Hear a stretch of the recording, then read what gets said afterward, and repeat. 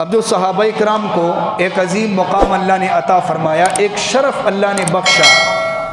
یہ الگ بات ہے کہ صحابہ کرام علمی کمالات بھی رکھتے تھے، ریاضت بھی تھی، عبادت بھی تھی، لیکن صحابہ کو جو شرف ملا،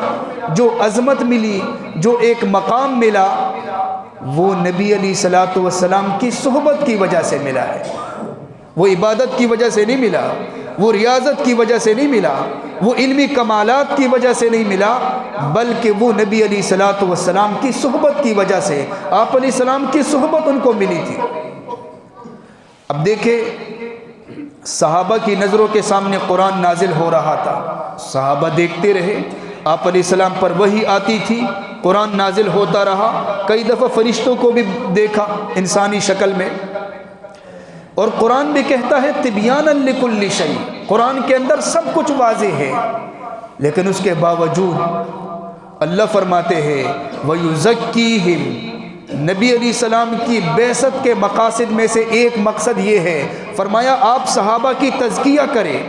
آپ ان کی اصلاح کریں۔ عجیب بات، قرآن سامنے ہے، قرآن میں سب کچھ موجود ہے، صحابہ اپنی آنکھوں سے دیکھ رہے ہیں، لیکن حکم یہ دیا جا رہا ہے کہ اے پیغمبر صلی اللہ علیہ وسلم، آپ کی بعثت کے مقاصد میں سے ایک مقصد یہ ہے کہ آپ ان کا تزکیہ کریں، آپ ان کی اصلاح کریں، کہ صرف مسائل سے بات نہیں بنتی، نیک لوگوں کی مجلسوں میں جانا بھی پڑتا ہے، تب اصلاح ہوتی ہے، صرف معلومات سے بات نہیں بنتی، نیک لوگوں کی مجالس میں جانا پڑتا ہے۔ مولانا گنگوہی رحمہ اللہ کے بارے میں لکھا ہے، بڑے علمی عالم تھے، حاجی امداد اللہ رحمہ اللہ، یہ بہت بڑے بزرگ تھے، علماء بھی ان کی مجالس میں آتے تھے اپنی اصلاح کے لیے۔ علامہ گنگوہی رحمہ اللہ علمی قسم کے آدمی تھے، اور اکثر جو بڑے بڑے بزرگ بھی ہوتے تھے وہ اپنے مسائل حل کرنے کے لیے گنگوہی رحمہ اللہ کے پاس آتے تھے۔ حضرت صاحب خود تشریف لائے حاجی امداد اللہ رحمہ اللہ کی مجلس میں، کئی علماء وہاں حاضر ہوتے رہے، کئی لوگ اپنی اصلاح کے لیے آتے تھے۔ تو علامہ گنگوہی رحمہ اللہ نے فرمایا کہ حضرت آپ یہاں بیٹھ کر وظائف وغیرہ کرتے ہیں، آپ نوافل کی پابندی کرتے ہیں، آپ تہجد پڑھتے ہیں، آپ کے اپنے وظائف ہیں، لیکن ہمارے پاس وقت نہیں ہے، ہم تو علمی کام کرتے ہیں، ہمارے پاس مسائل آتے ہیں، ہم تدریس کرتے ہیں، طلباء کو پڑھاتے ہیں، علماء کو پڑھاتے ہیں،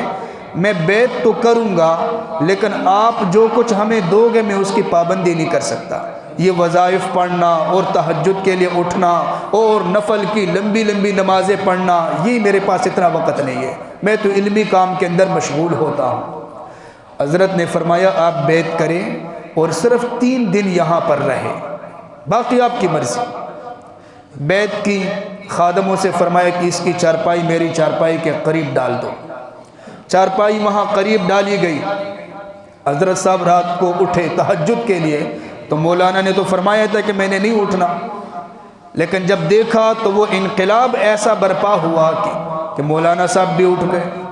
دوسری طرف مصلی لگا دیا، ادھر حاجی صاحب کی تہجد کی نماز شروع ہو گئی، ادھر مولانا صاحب کی شروع ہو گئی۔ اس کے بعد انہوں نے ذکر شروع کیا تو مولانا گنگوہی رحمہ اللہ نے بھی ذکر شروع کیا۔ بعد میں حاجی صاحب نے ان سے فرمایا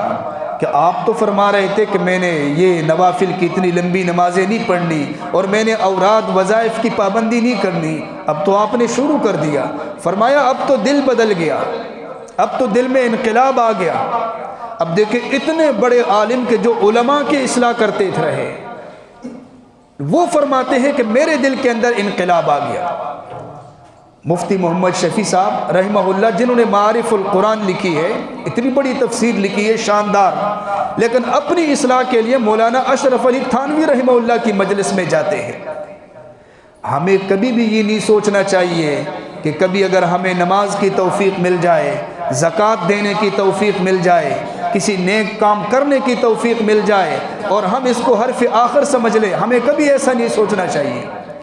ہمیں نیک لوگوں کی مجالس میں حاضری دینی چاہیے تاکہ اللہ تبارک و تعالی ہم پر بھی فضل فرمائے، ہمارے دلوں کے اندر بھی انقلاب پیدا ہو جائے۔ تو صحابہ اکرام کو جو مقام ملا تھا وہ نبی علیہ الصلوۃ والسلام کی صحبت کا اثر تھا۔ آپ علیہ الصلوۃ والسلام کی صحبت کا ایک لمحہ بھی جس کو میسر ہوا اور جس نے آپ علیہ السلام کی مجلس میں حاضری دی یا آپ کے ساتھ گفتگو کی اور ایمان کی حالت میں وہ دنیا سے چلا گیا، تو صرف ایک لمحے کی وجہ سے اس کو ایسا شرف ملا کہ دنیا کے تمام اولیاء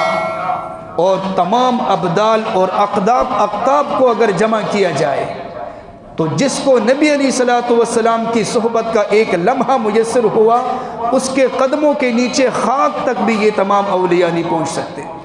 اس کا اتنا عظیم مقام اور اتنا شرف اللہ نے اس کو عطا فرمایا۔